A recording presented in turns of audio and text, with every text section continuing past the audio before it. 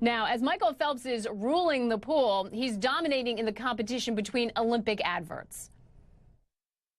It's the last goodbye, I swear. According to video ad company Unruly, this Under Armour advertisement is one of the most shared of these Olympics. And to go with it, the brand has also launched a Twitter offensive, tweeting this slogan from their campaign after Phelps' second Rio gold. It says, "It's what you do in the dark that puts you in the light." That is their tagline for this. Joining me now is branding and social media consultant Peter Shankman. Peter, it's great to see you. You know, let's start with Michael Phelps. Some people thought this was a bit of a risk given his past struggles, his time in rehab, but it seems to really be paying off for Under Armour. At the end of the day, this guy is an amazing athlete. You know, I was watching, they're all amazing athletes. I was watching your interview with Kristen Armstrong. You know, I did 5 miles running in Central Park this morning, and I feel incredibly sloth-like now. But, you know, that's the thing that captures people. 22% of the people who watched that ad responded they felt amazement watching his training. So right there, that is a personal connection that Under Armour now has with 22% of the people that watch that ad. That is a huge, huge number for Under Armour. This was a gamble that paid off millions and millions of times over for them. It's probably going down as one of the smartest risks that a brand has taken in the past 50 years. That's right, and I think that the point of emphasizing the hard work, you know, and the struggle that goes into it really matches up with his personal story as well. So they made that bet going into it. I want to ask you about somebody like Kristen Armstrong. We just heard her amazing story. People maybe weren't aware of her, didn't even know about her before the Olympics, but she's a working mom. She goes and wins the gold. You saw her with her son. Can athletes who are kind of under the radar like that, will they benefit from an Olympic sort of, you know, halo after it, especially when we hear about them in these couple of weeks?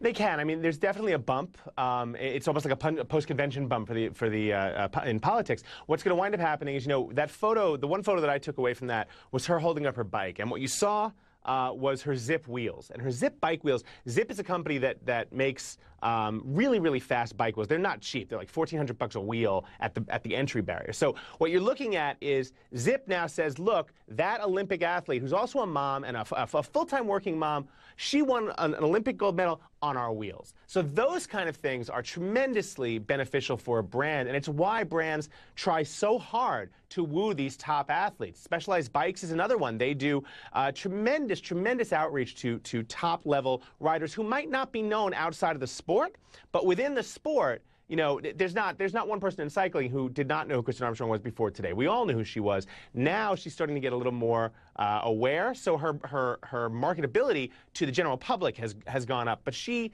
you know, for what she is and what she's accomplished, has been well known in the sporting world. Yeah, and it's funny. The picture I think of is her hugging her son, and I'm thinking, you know, a strong woman who's a working mom. Oh, no question about it. Dove, all of these companies who sort of, you know, highlight that part of her life have got to be looking at her. Now, right? That's what she's now coming into, and hopefully she has a good sports agent who's going to start fielding these kind of queries, because here's a 43-year-old working mom.